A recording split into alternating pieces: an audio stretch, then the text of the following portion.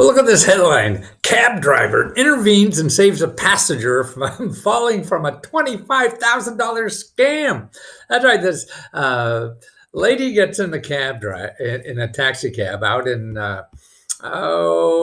California, I think it is. Let me get that article again. And anyway, she gets to the cab driver and starts talking to the cab driver where she's going. She's going to the bank. And the cab driver said, well, what are you going to the bank for? Well, the IRS called me and it says I owe $25,000 and I better pay him right away and all this kind of stuff. So she's going to the bank in order to send this money, $25,000. She said, what? So instead, he drives to the police station and they tell the police. And yes, it is a scam. And it's funny to me that, so I started looking into scams and all this kind of stuff. Now, here's what's interesting to me. There's a report, let me find it here, that just came out by Stanford University on scams. So they did a big, statistical survey and all that kind of stuff, thousands and thousands of people. Well, look at the results here. Of all the people, that they did the survey on, 50% of them, or 47%, did not engage in the scammer. So when the scam contacted them by email, whatever it is, or phone, they didn't engage. Now, half did engage. So half of them got sucked in. And then half of them, or actually 23%, fell for the scam. 23%. When I saw that, 23% of the market falls for a scam. Man, when I do marketing, 1% is big. If I get a sale for 1% of the marketing, they're getting with 23% of the market. That's why I say, man, doing a scam is the most successful marketing thing you could think of to generate income. That's why they're around so much. And there's a lot of help. You got screwed. Like, here's the big scam. Federal Trade Commission, they keep track of all this stuff. So that's ftc.gov. And so here are the kind of scams that they had. So over in 2019, they got more than 3.2 million reports on scam. 3 million reports. That's just the people who report it, And the imposter scams was the number one. And the people reported losing almost more than $500 million, $667 million from imposter scams. Social Security imposters was the biggest top government imposter scam. So people are calling you up and pretending they're Social Security.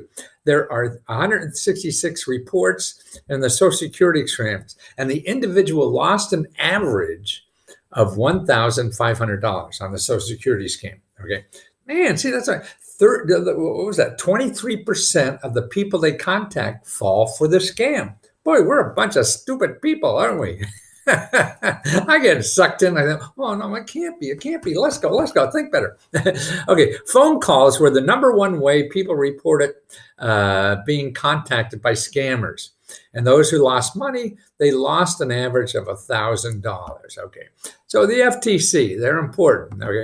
Okay. Now this is the report that came out called "Exposed to Scam" by Stanford University.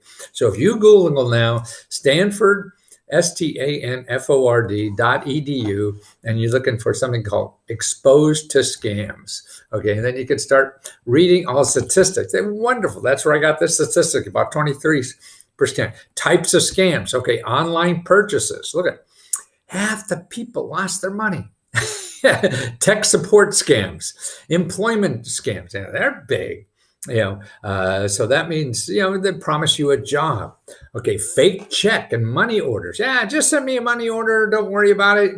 I got caught in a scam, and they somehow hacked my computer, found somebody in my computer who was a friend, and then sent an email from them saying they're in Italy and they needed money right away. Wow, I fell for it, man. So none of us are as smart as we think we are. Sweepstakes, lotteries, and prizes. Debt collection scams, phishing scams. That's when I don't know what the hell they do. Tax collection scams. See, that's a $25,000. That's incredible. And that's right, just wonderful data. How do people contact? phone calls, email, websites, social media, post office even. They're still using the post office. So it's a wonderful report. And it looks like the biggest reason why people get caught in a scam because they think it's official. So they think the people are calling or contacting them are official. A government agency will never call you for money. They don't work that way. They send letters, registered letters, things like that. Then you could check with people, check with your, congressman, senator, things like that. Well, here's another one. You complain to file a complaint here at the Federal Trade Commission, ftc.gov. Okay, you get another potential scam where to look. Okay, go to the Better Business Bureau, bbb.org. You can put in the organization's name or whatever, and they keep up on scams. Or if the company has a terrible rating, then you don't want to deal with them. Okay, where else do you go? National Association of Attorney Generals, NAAG. I talked about them before, naag.org. Go there, you find your attorney general. That's really if you feel,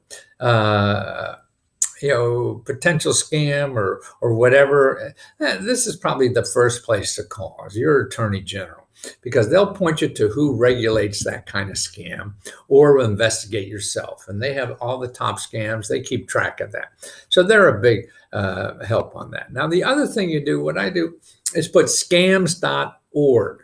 You don't want, I'm sure there's organizations, maybe .com, that help you with scams. But you want to, if you're going to Google, find out about a scam, make sure it's a .org or a .gov, G-O-V. Anything else, man, you're just maybe going to deal with another scam. People are so smart on the internet. They put up websites that say they're not a scam. So they combat the only thing. That's why there's just too much junk on the internet for you to feel safe. The safest is a .gov. The second safest is a .org. And then you get in .com, net, and all that. Man, it's the Wild West out there, and you don't stand a chance. So be careful. That's the important thing. And then that's what I'm trying to do with Lesko Help. That's a place where people could go. The only thing I show you in Lesko Help is where things are free, like even to fight a scam. I'll show you where to get free legal help to fight that. Otherwise, you're going to go to Google and get lawyers who are going to charge you $200, $300 an hour to fight the scam you're in. No, you don't need it. A regulatory agency is more powerful than any lawyer in this country. And you're going to fight some company or whatever to get your money back. Their lawyers are better than yours because they fight this all the time. But see, the government lawyers, they could put them out of business. So that's who you want to contact, and they don't charge anything. So why go to some attorney who's going to help you, and they have to go out and learn the law? Instead, you could find an office who wrote the law, and they sue the suckers for you. Now, that's the way to get justice in this democracy.